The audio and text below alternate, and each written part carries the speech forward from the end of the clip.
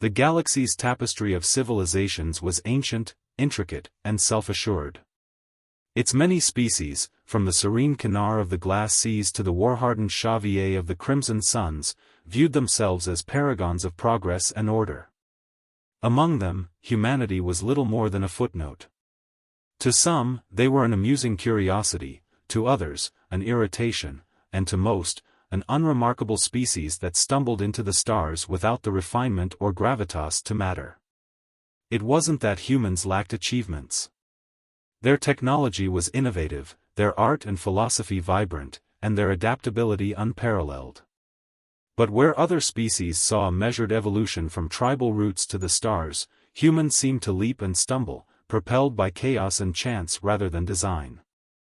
They were emotional, impulsive, and fiercely independent, traits the galaxy neither admired nor respected. Humanity, for its part, tolerated this condescension. They joined the galactic councils, traded goods and knowledge, and made themselves useful in every war, dispute, or crisis where they were permitted. They were the galaxy's eager apprentice, often overlooked but ever striving to prove their worth. Yet even the most patient of species can only endure so much. The tipping point came, as such things often do, unexpectedly. The Thraxxan Hegemony, a brutal insectoid empire infamous for its ruthless expansion, turned its attention to the Sol system. The Thraxxans had conquered dozens of species, breaking them with overwhelming force and enslaving the survivors. When they encountered humanity, they saw nothing special, just another prey species whose vibrant worlds and abundant resources would bolster their war machine. The Thraxxans struck with characteristic ferocity. Vast fleets of biomechanical warships emerged from hyperspace, obliterating Earth's orbital defenses within hours. Space stations were torn apart, their remnants raining fire upon the planet below. Thraxxan soldiers, towering insectoids encased in chitinous armor, landed in droves, unleashing carnage upon Earth's cities and countryside. From orbit, the alien invaders broadcast their demands: unconditional surrender, or total annihilation. Earth responded with defiance.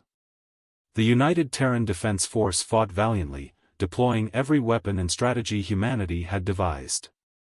Civilians took up arms, forming resistance cells in every shattered city. Yet the Thraxxans were a force humanity had never faced, a species born for war, their tactics honed by millennia of conquest. Despite humanity's courage, the outcome seemed inevitable. As news of Earth's plight spread, humanity's off-world colonies rallied to its defense. Fleets of civilian and military vessels converged on Sol, carrying volunteers, supplies, and what meager firepower they could muster. Yet their efforts were dwarfed by the sheer scale of the Thraxxan invasion. Outnumbered and outgunned, humanity's forces were pushed to the brink. Desperate pleas for assistance were sent to their galactic neighbors, allies, and even the Council of Unified Species itself. The responses were cold and predictable. The HFY Dominion expressed deep regret but declined to intervene, citing internal conflicts. The Kanar offered words of sympathy but no material aid.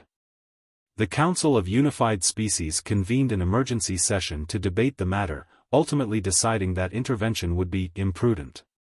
Humanity's cries for help echoed unanswered across the stars. The galaxy, for all its self-assured sophistication, had made a grave miscalculation. They had mistaken humanity's willingness to cooperate for weakness, their patience for submission. They believed humans incapable of true defiance, of the kind of fury that could reshape the stars themselves. They were wrong. For days, Earth burned. Then, as the Thraxxans prepared to declare their conquest complete, the tide shifted. Communication from Earth went silent. The desperate, fragmented resistance coalesced into something terrifyingly coordinated. Guerrilla fighters emerged from the rubble of cities, striking with precision and ruthlessness. Thraxxan war machines found themselves ambushed by human forces armed with makeshift explosives, improvised weaponry, and a level of cunning the invaders had not anticipated. Supply lines were severed, command centers sabotaged. Entire battalions vanished into the wilderness, their remains discovered only weeks later, torn apart with grim efficiency. Beyond Earth, the shift was even more dramatic. Human colonies, once disparate and disorganized, began mobilizing on an unprecedented scale. Entire fleets vanished from known space, retreating to secret locations. Civilian industries were repurposed overnight into war factories. Merchants and miners, explorers and scientists, all joined the effort. The galaxy, accustomed to humanity's disarray, watched in stunned silence as the species began to act with terrifying unity. The first blow came at Proxima Centauri, where a Thraxxan fleet tasked with intercepting human reinforcements was annihilated in an ambush. The attackers, a ragtag coalition of human vessels ranging from sleek corvettes to repurposed cargo freighters, demonstrated an uncanny ability to exploit the Thraxxans' weaknesses. Coordinated strikes on Thraxxan supply convoys and outposts followed, each more devastating than the last. It became clear that humanity was no longer fighting to survive. They were fighting to win. Elena Voss, a former diplomat and captain of the freighter Argonaut, became one of the Resistance's most celebrated leaders. Once a humble trader navigating the galaxy's labyrinthine politics, Elena had transformed into a warrior and strategist of remarkable skill. Under her command, Argonaut became a symbol of humanity's defiance, striking deep into Thraxxan-held territory to liberate prisoners and dismantle enemy operations. Her crew, a diverse mix of humans and alien sympathizers, fought with a tenacity born of shared purpose. As the conflict dragged on, the Thraxxans began to falter. Their fleets, once considered invincible, suffered defeat after defeat. Their supply chains crumbled under relentless human sabotage. Their soldiers, accustomed to terrorizing their foes, now faced an enemy that struck fear into them. For the first time in their history, the Thraxxans found themselves outmatched. The decisive moment came at the Battle of Soul's Edge. The remnants of the Thraxxan armada, desperate to salvage their campaign, launched a final assault on the human stronghold orbiting Jupiter. What awaited them was a united human fleet, thousands of ships, ranging from state-of-the-art destroyers to hastily armed civilian vessels, arrayed in perfect formation. The battle was brutal and unrelenting, but by its end, the Thraxxan fleet was annihilated. Humanity had not just survived, it had triumphed. In the aftermath, the galaxy was forced to reckon with a transformed humanity.